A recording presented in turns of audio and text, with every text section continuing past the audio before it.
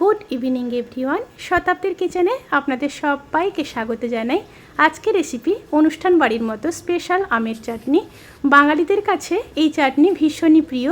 এই গরমে খাওয়ার শেষে এই রকম একটা যদি চাটনি থাকে তাহলে মুখটা একদমই ছেড়ে দেয়।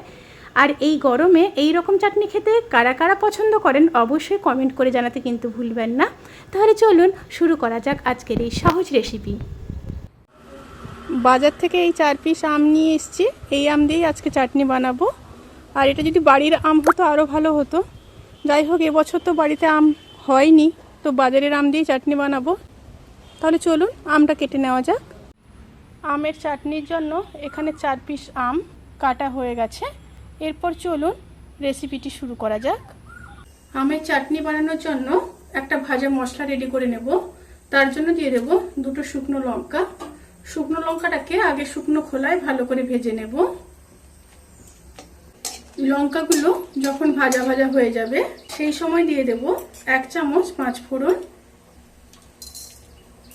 আর দিয়ে দেব 1 চামচ মৌরি। এবার মশলাগুলোকে খুব ভালোভাবে ভেজে নেব। স্টিমটা কিন্তু এই সময় লো টু মিডিয়ামে রাখবেন। মশলাগুলো ভাজা হয়ে গেছে। এবার গ্যাসের ফ্লেমটাকে অফ করে দেব। অফ করে দিয়ে মশলাগুলোকে নামিয়ে নিয়ে ঠান্ডা করে গুঁড়ো করে নেব।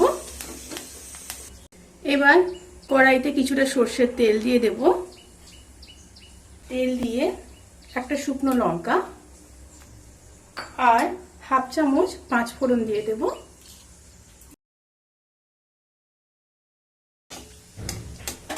তেল থেকে যখন সুন্দর একটা স্মেল বেরোতে শুরু করবে সেই সময় কেটে রাখা আমগুলোকে দিয়ে দেব।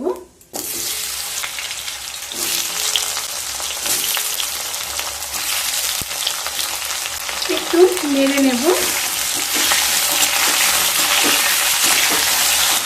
এবার দিয়ে দেব পরিমাণ মতো লবণ,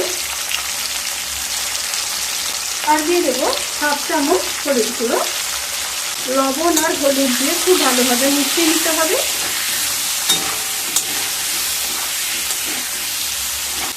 1.5 থেকে 2 মিনিট আমগুলোকে হাই স্টিমে এইভাবে একটু নেড়ে নিতে হবে।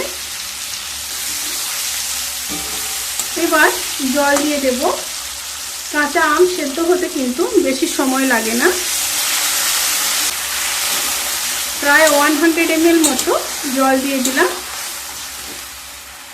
এবার ফুটে আসা পর্যন্ত অপেক্ষা করব। ঝোলটা ফুটে এসছে। এরপর কিছুটা কাজু দিয়ে দেব, আর দিয়ে দেব কিছুটা কিশমিশ। একটু নেড়ে নিলাম। এবার ঢাকা দিয়ে লো স্টিমে আমগুলোকে সেদ্ধ হতে দেব। বেশিক্ষণ লাগবে না, জাস্ট 4 থেকে 5 মিনিটের মধ্যে কিন্তু সেদ্ধ হয়ে যাবে। আমগুলো সেদ্ধ হয়ে গেছে। এরপর চিনি দিয়ে দেব। এখানে আমি মিডিয়াম সাইজের 4টা আম নিয়েছি। আমগুলো বেশি টক ছিল না, হালকা টক ছিল, তাই আমি এখানে 100 গ্রাম চিনি দিলাম।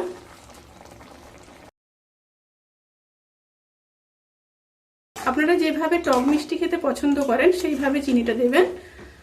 আমাদের বাড়িতে চাটনি আমরা একটু মিষ্টি মিষ্টি খেতে পছন্দ করি, তাই চিনির পরিমাণটা একটু বাড়িয়ে দিলাম। এবার ভেজে রাখা মশলাটা দিয়ে দেব।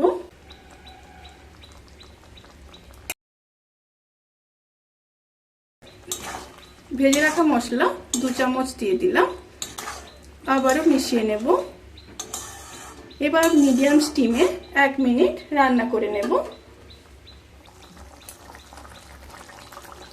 চাটনি কিন্তু সার্ভ করার জন্য একদম রেডি।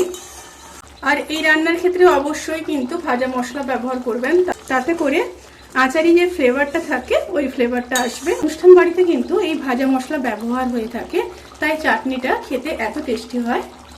এবার গ্যাসটাকে অফ করে দিয়ে ঠান্ডা করে নিয়ে তারপর সার্ভ করব। ভিডিওটি কেমন লাগলো প্লিজ কমেন্ট করে জানাতে কিন্তু ভুলবেন না। যদি ভালো লেগে থাকে তাহলে সাবস্ক্রাইব করে পাশে থাকা বেল আইকন ক্লিক করে নোটিফিকেশান অল করে রাখবেন। তাতে করে আমি যত রেসিপি দেব সমস্ত লিঙ্ক আপনাদের কাছে পৌঁছে যাবে। আপনারা সবাই ভালো থাকবেন, সুস্থ থাকবেন, সাবধানে থাকবেন। আজকের মতো এই পর্যন্ত। পরের ভিডিওর জন্য অপেক্ষা করুন। টাটা।